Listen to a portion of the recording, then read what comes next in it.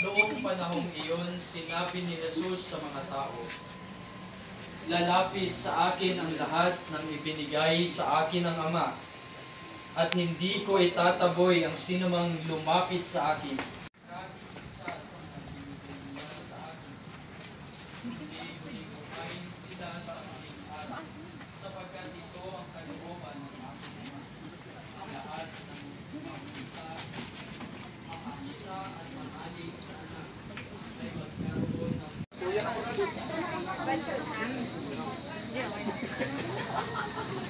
Ilan mo yan?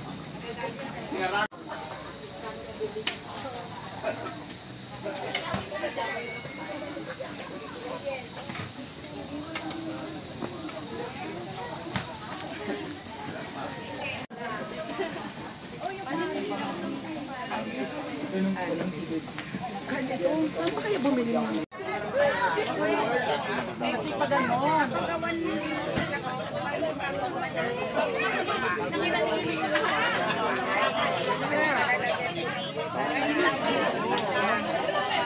Sir, magagalang ka na.